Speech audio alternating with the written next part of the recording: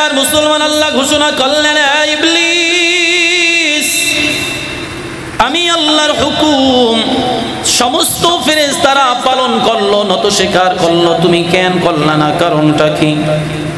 তিনি জবাব দিলেন, আনা খায়রুম মিনহু, কয় আমি ভালো, আমি ভালো, আমি ভালো, আমি ভালো। কয় তুমি কেমনে ভালো?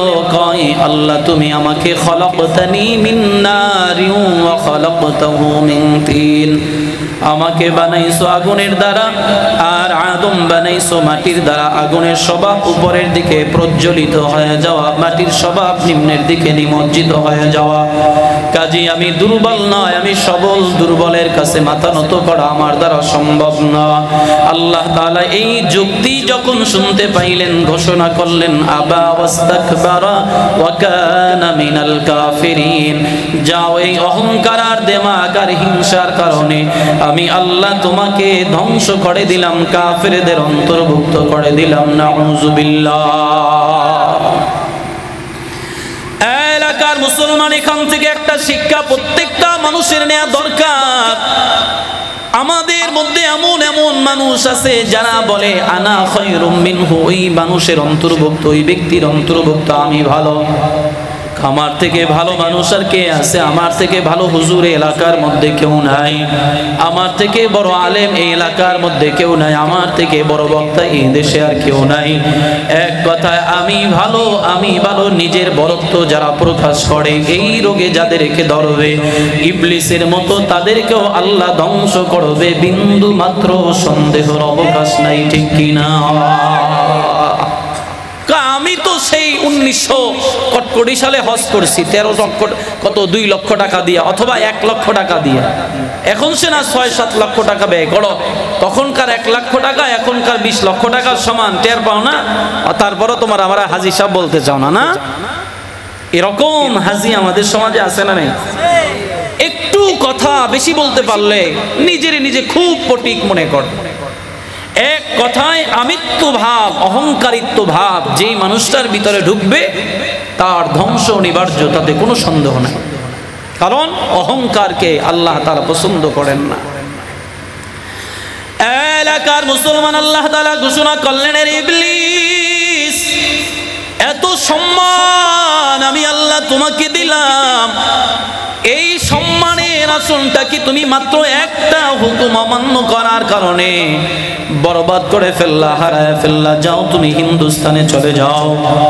আল্লাহ তাআলা তাকে সম্মানের আসন থেকে যখন ঘাড় ধাক্কা দিয়ে বের করে দিলেন, তখন ইবলিস বড় কৌশল করে আল্লাহর কাছ থেকে 3টা মোটা মোটা জিনিস চেয়ে নিলেন, আরো অনেক কিছু চাইছেন। উল্লেখযোগ্য 3টা জিনিসের মধ্যে 1 নম্বর চাওয়া ছিল, আয় আল্লাহ, রব্বি আনজিরনি ইলা ইয়াউমি ইবআসুন, আল্লাহ তুমি আমারে অনির্দিষ্ট কালের জন্য একটা হায়াত দিয়ে দাও। আল্লাহ বলেন, ইন্নাকা মিনাল মুনজারিন, যা আমি আল্লাহ তোরে অনির্দিষ্ট কালের হায়াত দিয়ে দিলাম। হায়াত পেয়ে খুশি না বেজার? আপনাদের হয়তোবা ঘুমে ধরছে, নয়তোবা পেটে ক্ষুধা লাগছে, দুইটার যে কোনো একটা সমস্যা আছে মনে। কথা না বললে তো হয় না। বলেন, শয়তান হায়াত পাওয়ার পরে খুশি না বেজার? খুশি হয় না এমন কোনো মানুষ নেই। মনে করেন আমার হায়াত যদি 100 বছর হয়, আমি বেজার হব? আরে পৃথিবীতে এমন কোনো মানুষ নাই যে ওই মানুষটা স্বেচ্ছায় মৃত্যুবরণ করতে চায়। সবাই চায় দুনিয়াতে বেঁচে থাকি। আইসিইউতে ভর্তি, মৃত্যুর সাথে পাঞ্জা লড়ছে, এই কথাটা বলে না, মৃত্যুর সাথে পাঞ্জা লড়ে, এই কথাটা একটা শিরক যুক্ত কথা। মৃত্যুর সাথে তো আর পাঞ্জা লড়া যায় না। মৃত্যু যদি হয় আইসিইউতে হবে, নরমালি হবে, যেখানে মন চায় সেখানে হবে। কিন্তু আমাদের আঞ্চলিক একটা কথা এটা, যে কয় মৃত্যুর সাথে পাঞ্জা লড়তেছে। বন্যার সাথে আমরা মোকাবেলা করতে চাই, মোকাবেলা করার জন্য লাইফ জ্যাকেট পরে নদীর কিনারায় দাঁড়ায় থাকে। এরপরে তুফান আইলে এর ওর লুঙ্গিরও খবর থাকে না। কথা ঠিক কিনা বলেন? এরা মোকাবেলা করবে। তো কথা হচ্ছে, আইসিইউতে যে ব্যক্তি ভর্তি, ওই ব্যক্তিটাও চায় না যে আমি দুনিয়া থেকে চলে যাই। সবাই চায় দুনিয়াতে বাঁচার জন্য। ইবলিস হায়াত পাওয়ার পরে মহা খুশি হয়ে গেছে, আমি 1 বছর আর 2 বছর না, আমি তো অনির্দিষ্ট কালের জন্য বেঁচবো, হায়াত অনেক লম্বা। এলাকার মুসলমান ইবলিস হায়াত পেয়ে বড় খুশি হয়ে গেল, আল্লাহকে ডাক দেয়া কয়, আল্লাহ তুমি আমার 1 নম্বর চাওয়াটা পূরণ করে দিছো, আমার 2 নম্বর চাওয়াটারে তুমি পূরণ করে দাও। বলে কি চাও? ইবলিস এবার বলতেছে, আল্লাহ তুমি আমাকে এমন একটা শক্তি দিবা, এমন একটা পাওয়ার দিবা যেখানে বান্দার ব্লাড সার্কুলেশন হয়, রক্ত সঞ্চালন হয়। এক কথায় যেখানে বান্দার রক্ত সঞ্চালন হয়, আমি যেন বান্দার রক্তে মাংসে ঢুকা ওয়াসওয়াসা দিতে পারি, আমি যেন বান্দাকে ধোঁকা দিতে পারি। আল্লাহ তাআলা বললেন, যা এই পাওয়ারও তোমাকে দিয়া দিলাম। ইবলিস আল্লাহ তাআলার কাছ থেকে পাওয়ার পাওয়ার পরে বেশ খুশি হয়ে গেল, আনন্দিত হয়ে গেল।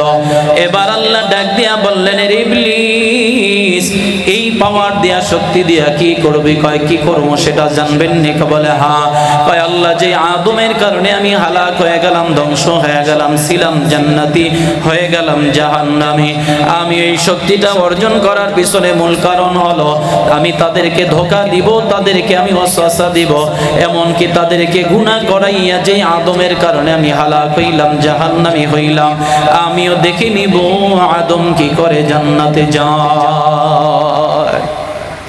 এই বয়ানটুকু যদি আপনারা বুঝেন, আমি একটা প্রশ্ন করে জবাব দিবেন, ইবলিস যে হালাক হইছে, ধ্বংস হইছে, এর পিছনে কারণ কি ছিল? নিজের অহংকার।